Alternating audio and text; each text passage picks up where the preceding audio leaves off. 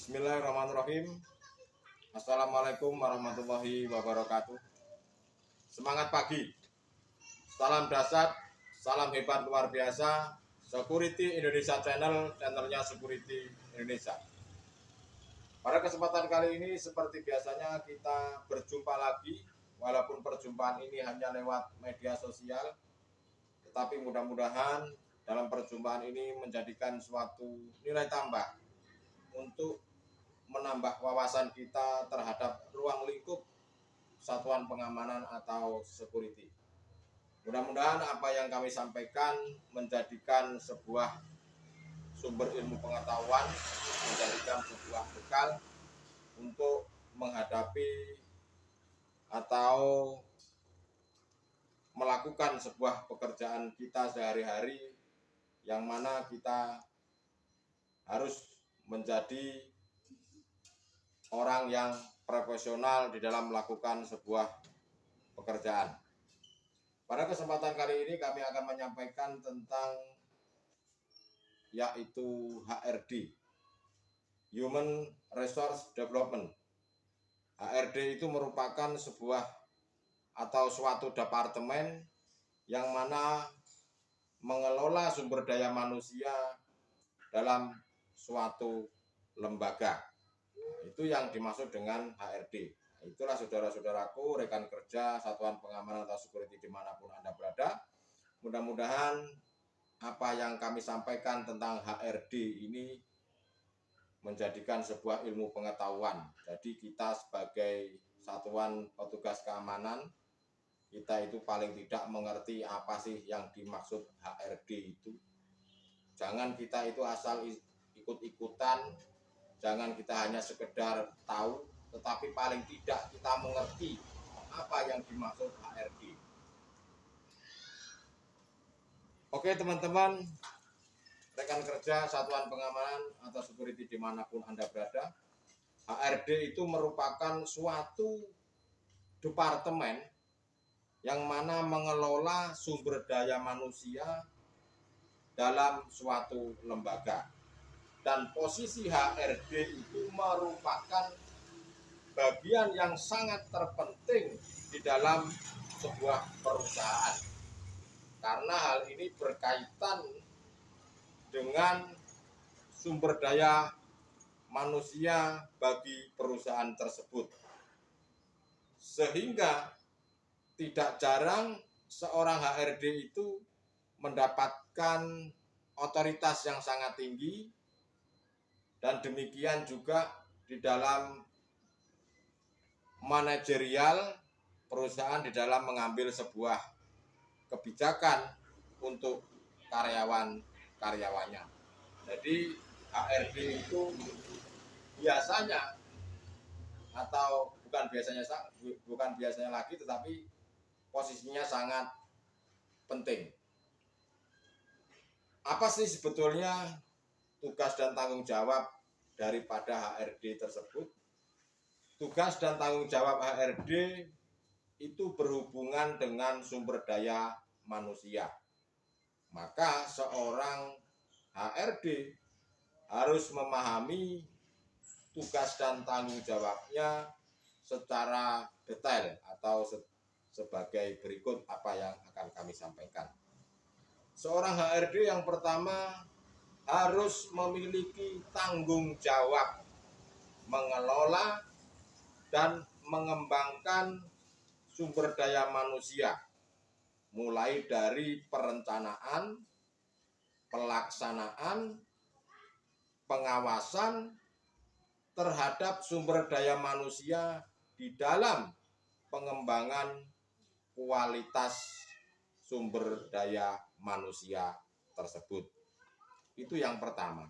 Jadi saya ulangi lagi, seorang HRD harus bertanggung jawab, harus memiliki tanggung jawab untuk mengelola dan mengembangkan tentang sumber daya manusia, mulai dari perencanaan, pelaksanaan, pengawasan terhadap sumber daya manusia dalam pengembangan kualitasnya. Itu yang pertama. Lalu yang kedua, seorang HRD harus membuat sistem yang efektif dan efisien. Seperti halnya membuat SOP, standar operasional prosedur, job description, training, dan lain-lain. Seorang HRD harus membuat sistem HR yang efektif dan efisien. Seperti halnya membuat SOP, membuat training, membuat perencanaan, membuat segala aktivitas apapun yang berkaitan dengan peningkatan sumber daya manusia. Itu yang kedua. Lalu yang ketiga, seorang HRD bertanggung jawab penuh dalam proses rekrutmen. Seorang HRD harus bertanggung jawab penuh dalam proses rekrutmen seorang karyawan. Mulai dari mencari, wawancara, hingga seleksi. Itu urutan yang ketiga. Lalu yang keempat, seorang HRD harus bisa melakukan sebuah promosi transformasi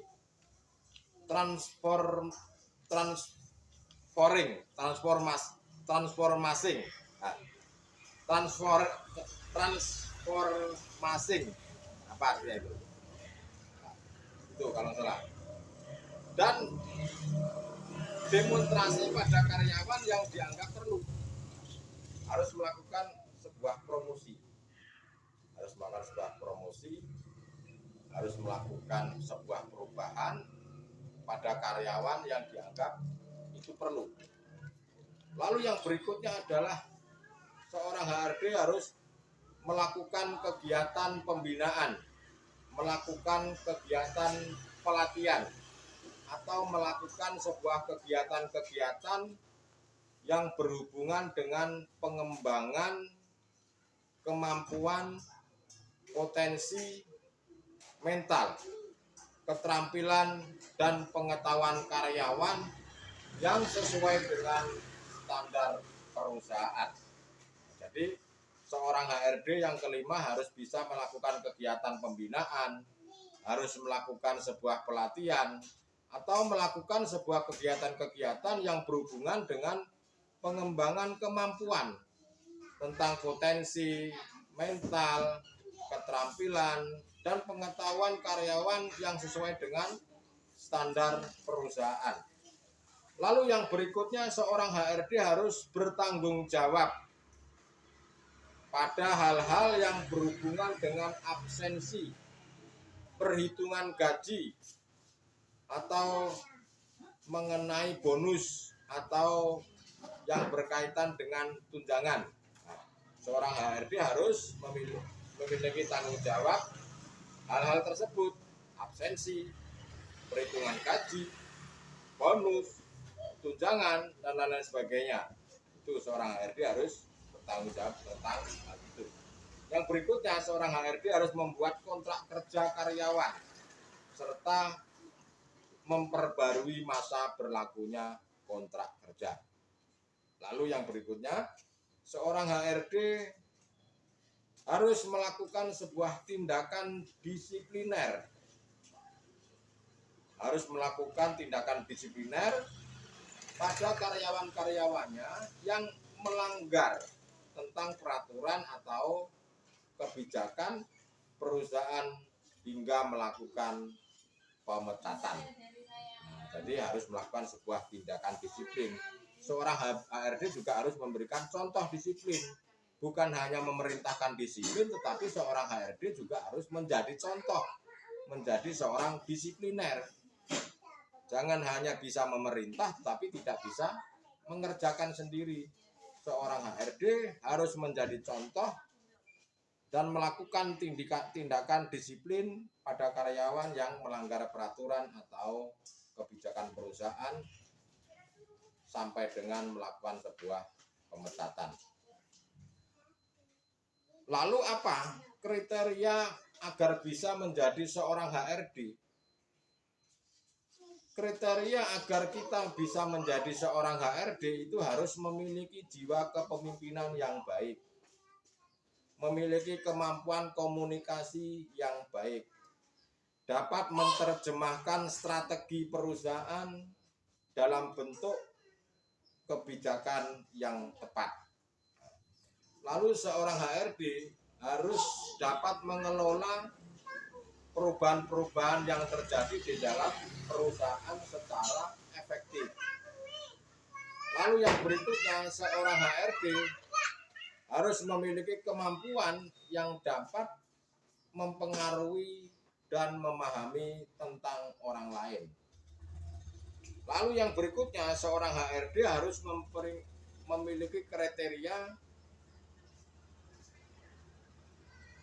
kemampuan khusus seperti dapat mengoperasionalkan alat-alat tes psikologi, memahami tentang undang-undang, memahami tentang manajemen atau sistem penggajian dan lain-lain sebagainya. Yang berikutnya, kriteria menjadi seorang HRD itu harus mengetahui pengetahuan mengenai prosedur dan proses rekrutmen.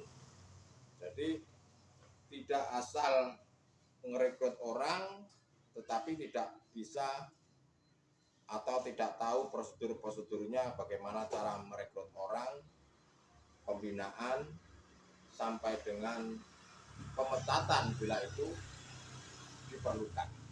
Jadi seorang HRD harus paling tidak memiliki jiwa kepemimpinan, bisa menjadi contoh dan suri tauladan, dan seorang HRD jangan bisa memerintah tetapi tidak bisa memberikan contoh.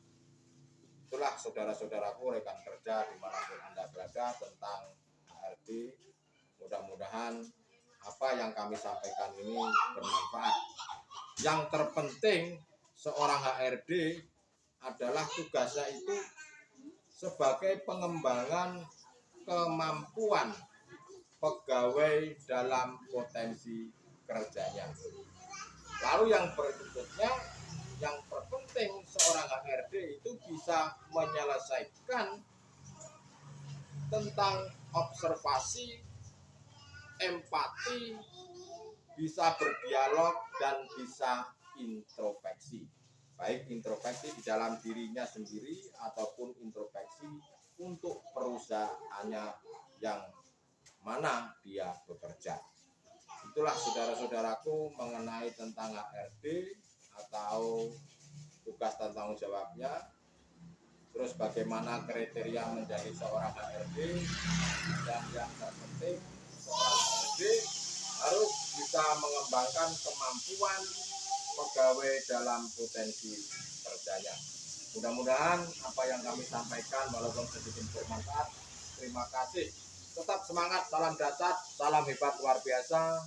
Security Indonesia Channel, channelnya Security Indonesia. Terima kasih. Wassalamualaikum warahmatullahi wabarakatuh.